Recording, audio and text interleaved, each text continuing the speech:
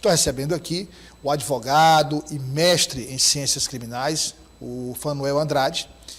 Vamos falar sobre os atos antidemocráticos de domingo, as implicações jurídicas contra as pessoas envolvidas, as decisões que estão sendo tomadas.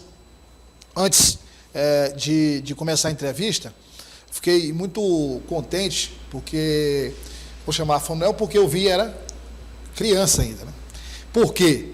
Porque ele é filho de um grande amigo meu, que felizmente não está mais entre nós, o Júnior, que foi vereador no município de Pio Nono, um grande amigo que infelizmente eu perdi. E quando eu conheci o Júnior, me tornei amigo, o Fanuel era menino, né? Sei que eu estou velho também, né, meu primo? O tempo passa, né? E o Júnior infelizmente não está mais entre nós, mas é um grande amigo que eu guardo no meu coração.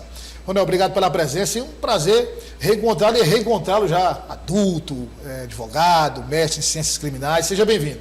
Obrigado, Douglas. Uma satisfação estar aqui no seu programa, um programa campeão de audiência.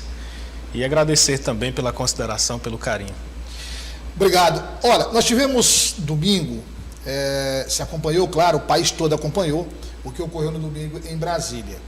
E nós temos inicialmente um questionamento sobre a participação do governo do Estado na previsão, né? Não é nem na prevenção, inicialmente na previsão, porque a gente está falando de inteligência, da polícia, enfim, do que podia acontecer, porque não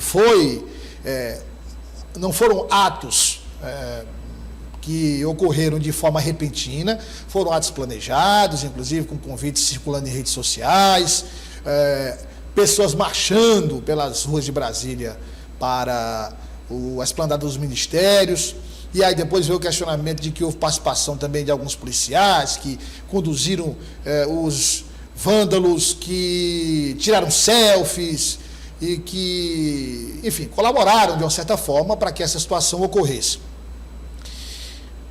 Decretada a prisão do secretário de Segurança, porque foi exonerado, afastado o governador de Brasília, Ibanez Rocha, decretada a intervenção federal, tem lá o Fábio Capelli, que é o interventor na segurança pública de Brasília, 1.500 pessoas presas, uma série de oitiva dos presos, ou seja, é uma situação realmente muito complexa, uma investigação muito complexa, porque se pretende chegar aos financiadores, aqueles que financiaram, porque um vandalismo desse porte não ocorre com, digamos, vaquinha, todo mundo dando ali R$10, R$5, tem que ter uma estrutura muito forte, consolidada para dar apoio logístico a tudo isso. E aí, como sempre acontece, há questionamentos sobre essas decisões tomadas pelo ministro Alexandre de Moraes. Eu queria começar, antes de chegar nas adesões do ministro Alexandre de Moraes, falar especificamente desses atos. Quer dizer, aí, quando se fala em livre manifestação, aí já passou de qualquer limite que se possa imaginar, até sendo, digamos, bonzinho com os limites, passou de todos os limites. Quer dizer, aí é uma situação em que, de fato, eu não diria nem, se fala muito nessa questão de golpe e tal, não, aí foi um ato de anarquia mesmo, né? Bem, novamente boa tarde, Douglas. O que nós percebemos, primeiro, é muito colocado, muito abordado na mídia como um ato terrorista. E o primeiro ponto é que nós precisamos destacar que, por lei, esses atos não podem ser enquadrados como atos terroristas. A lei limita a definição de ato terrorista àqueles atos com intenção de xenofobia, por discriminação ou preconceito de raça, etnia ou religião. Essa é até uma mudança que posteriormente pode vir a sofrer a legislação brasileira, por conta das manifestações.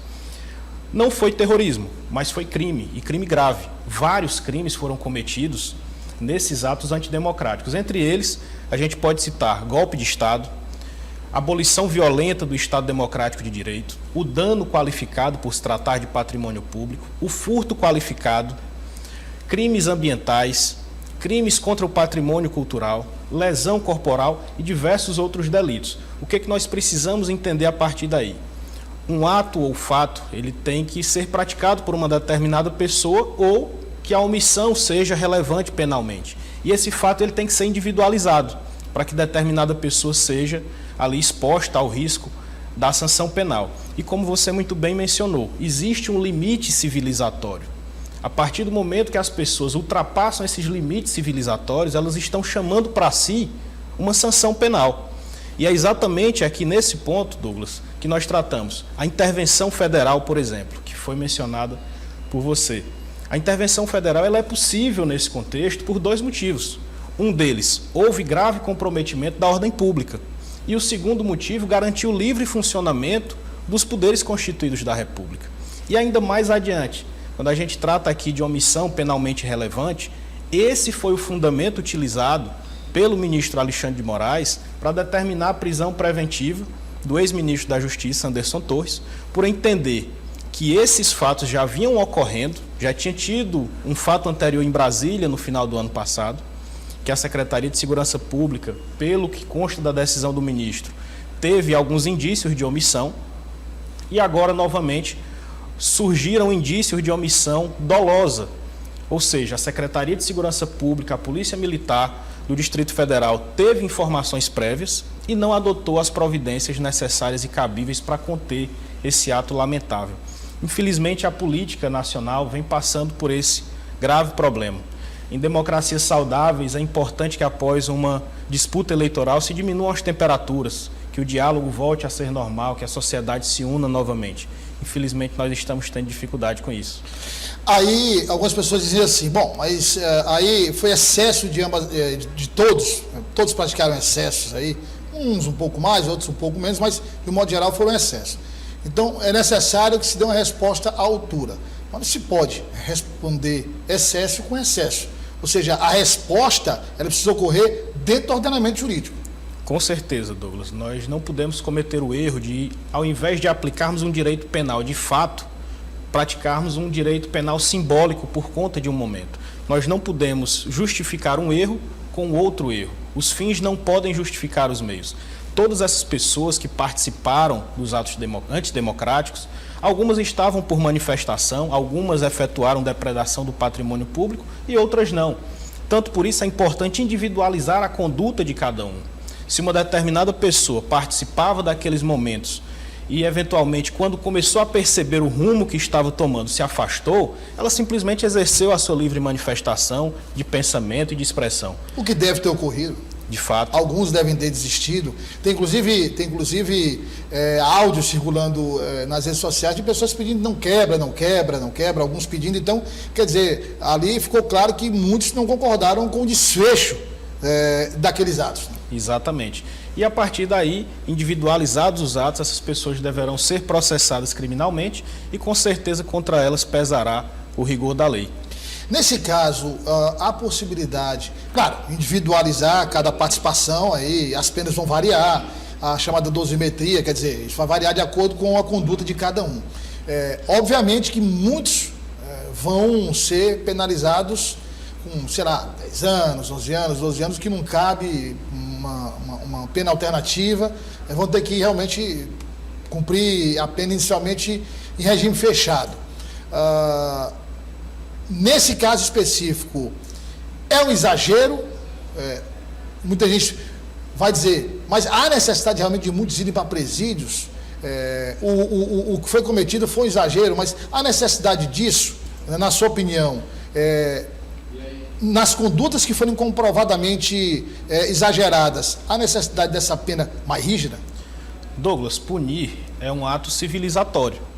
A punição ela é necessária para que se mantenha uma estabilidade, um controle social, um limite civilizatório. Punir é civilizatório. Nós precisamos saber quem punir, como punir e quando punir. Nesses casos, com a prática de vários delitos que ultrapassam aí a pena mínima de 8 anos, que é realmente o limite legal para que se cumpra a pena inicialmente em regime fechado, infelizmente foram essas próprias pessoas que trouxeram para si a incidência da lei penal. E é importante que essas pessoas efetivamente cumpram as suas penas por limite civilizatório, por fatores de repressão, por fatores de exemplo até mesmo para a própria sociedade, que também são funções da pena. Agora, do ponto de vista jurídico, nós tivemos algumas mudanças, inclusive tem uma lei, eu não lembro exatamente qual, mas é uma lei que ainda era resquício da ditadura militar, a lei, acho que essa lei que o senhor acabou de falar sobre o que é terrorismo, o que não é, e algumas mudanças ocorreram, mas diante da gravidade, diante do que ocorreu, o senhor enxerga mudanças ainda mais profundas no Código Penal, no Código de Processo Penal, já prevendo situações como esta que nós vimos em Brasília, com punições mais severas, como uma forma pedagógica para inibir futuros atos como este? Em situações de crise, o direito penal ele sempre é chamado, muitas vezes de forma simbólica. O aumento de penas, a própria quantidade de pena cumprida para que haja uma progressão de regime sempre é. A meu ver, não é o melhor caminho. Nós temos uma legislação extremamente abrangente, que já enquadra muitos desses delitos. A meu ver, é possível que o Congresso faça alterações futuras na lei de terrorismo para enquadrar atos dessa natureza, que hoje não são possíveis de enquadramento, mas acredito sim que o Congresso Nacional, o Poder Judiciário e o próprio Poder Executivo estão unidos nesse momento, e nesse contexto é muito difícil a vida do advogado que vai defender aquelas pessoas. Esses atos antidemocráticos conseguiram unir as instituições e muitas vezes, como eu disse, é aplicado um direito penal simbólico. As prisões se tornam mais duras, as penas se tornam mais duras. A liberdade, que em regra, ela deixa de ser a regra e passa a ser exceção. São decretadas muitas prisões, algumas delas justificadas, outras exageradas, e esse é o contexto que se forma em meio a essa crise. O senhor falou advogado, eu fico pensando, são 1.500 presos, claro que todos não vão ficar presos, alguns vão ser liberados, depois vai ficar constatado que alguns não participaram, ou que, enfim, estavam lá, mas nem entraram, não depredaram nada, enfim.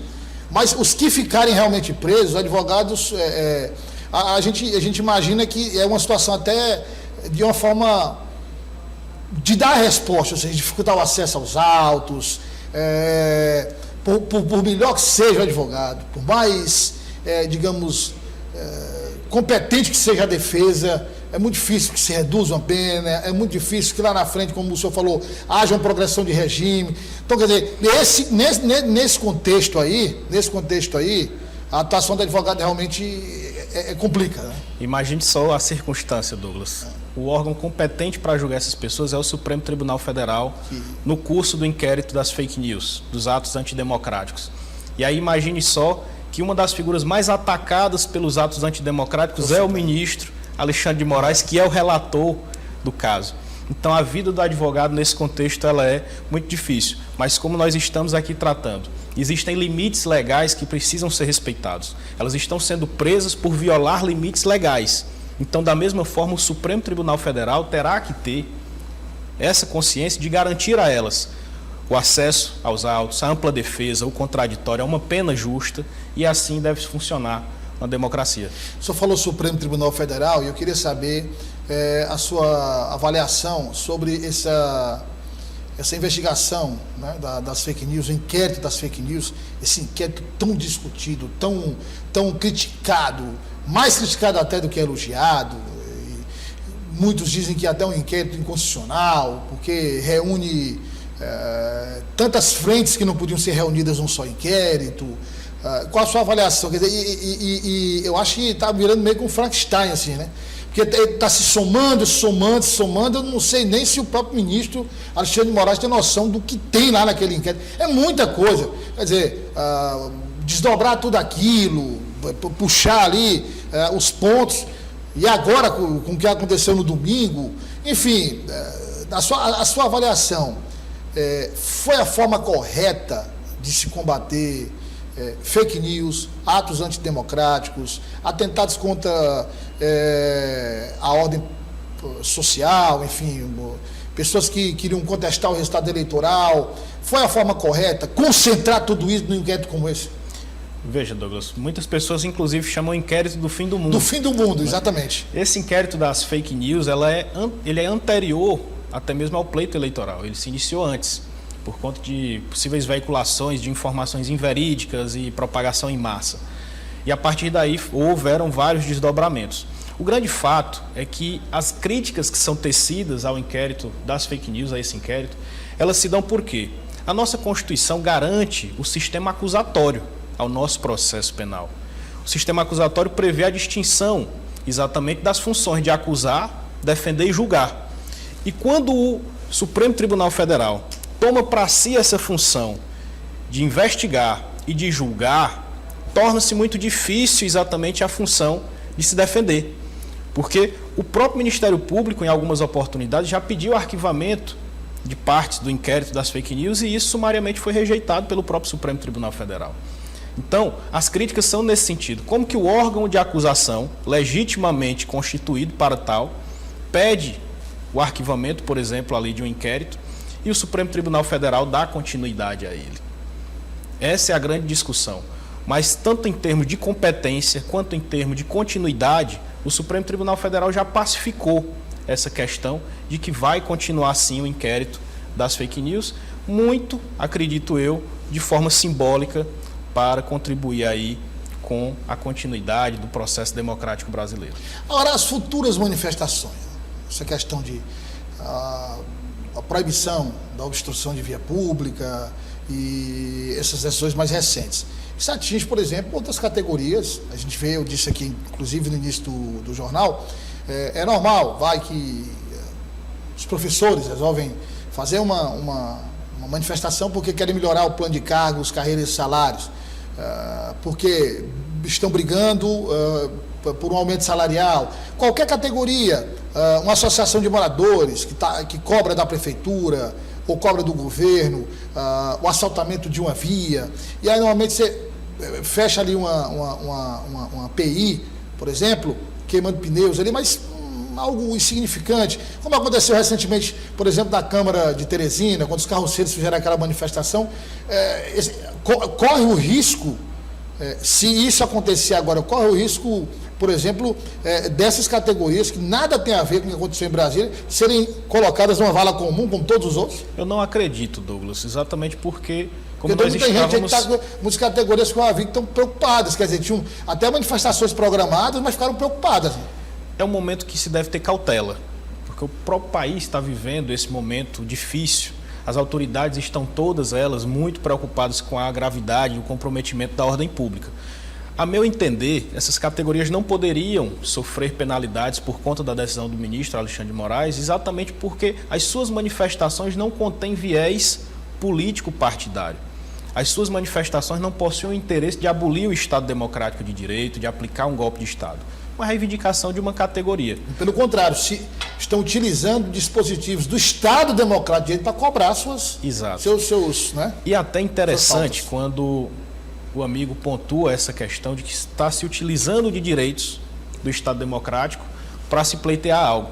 E é exatamente essa a grande controvérsia, que muitas pessoas estavam se utilizando da liberdade para pleitear um estado de exceção. Você pleiteia através da liberdade que você não teria no estado de exceção, usando exatamente esse instrumento para... Quer dizer, aquela questão, o que está fazendo agora não poderia se fazer no estado de exceção. Aquilo seria punido de outra forma no estado de exceção. Ali, a grande maioria seria morta ali, ali se você tem, digamos, 4.000 pessoas, pelo menos a metade ia ser assassinada, outros iam ser presos e mortos em presídios. Quer dizer, é realmente algo que a gente não consegue compreender quando se coloca em pauta a necessidade para essas pessoas de um estado de exceção, quando elas não terão qualquer liberdade para fazer absolutamente nada. É isso que... Perfeito. Então você se utiliza, como o senhor acabou de falar, você se utiliza da liberdade do Estado democrático, buscando um Estado que não garante essa liberdade. Buscando o fim da sua própria liberdade. Da sua própria liberdade. Isso é que não dá para realmente, eu não consigo compreender. Você pode até ser contraditório numa opinião, tem uma opinião aqui, amanhã tem outra contrária, mas nesse aspecto não dá para, a gente não consegue compreender, não dá para entender. Agora, só para as pessoas que estão em casa compreenderem, a gente vive legalmente o Estado Democrático de Direito. Legalmente, o Brasil é uma democracia, as eleições ocorreram de forma legal, houve a chancela do Tribunal Superior Eleitoral, chancela inclusive de observadores internacionais, aqueles que disseram que a eleição foi fraudada, não apresentaram provas que pudessem fundamentar essa acusação. E nós temos um governo hoje legitimamente eleito. Quem votou contra, quem não gosta do presidente Lula, isso nós respeitamos e por isso que nós vivemos na democracia. Mas o que não se pode questionar é a legalidade do seu governo. Ele foi eleito legalmente, como Bolsonaro foi eleito legalmente em 2018. E a lei diz que atentar contra o Estado Democrático de Direito, ou seja, como foi feito um domingo, ir para as ruas, questionar as instituições como Supremo, Congresso, e querer, por exemplo, a volta do AI-5, a volta do ditador, é crime. Isso é crime. É crime, Douglas. Inclusive, nós temos aí duas figuras que podem ser enquadradas nesse contexto. A abolição violenta... Só não parece. Essa liberdade a lei não garante, né? Não garante. Exatamente porque existe um limite civilizatório. Você não pode utilizar a sua liberdade para prejudicar todo o contexto social. Seja o individual não pode se sobrepor ao coletivo, principalmente de forma negativa, né? Perfeito, exatamente. Então nós teríamos aí duas figuras criminais. A abolição do Estado Democrático de Direito, aquela pessoa que está lá pedindo volta à ditadura.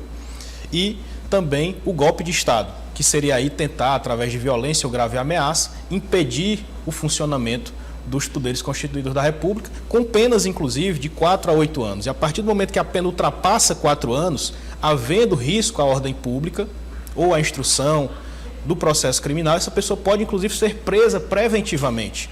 E algumas daquelas pessoas que foram presas em Brasília no último dia 8, podem, sim, ser decretadas as suas prisões preventivas e já começar, a partir de agora, a ir para presídios federais ou estaduais. Queria agradecer a sua presença, deixar o espaço aberto aqui, porque é um assunto que não se esgota, um assunto que vai continuar sendo discutido, né? Um assunto polêmico, até porque outras decisões vão ser tomadas, né? E essas decisões sempre vão ser analisadas, questionadas. Há também o inquérito, o curso do inquérito, também, o que vai aparecer, o que vai surgir de informação. Eu queria convidar você a voltar sempre para a gente analisar e detalhar, esclarecendo para o nosso telespectador. Ficamos à disposição, Douglas, é sempre uma satisfação parabenizar toda a equipe aqui da TV O Dia. Obrigado, mais uma vez, pela participação.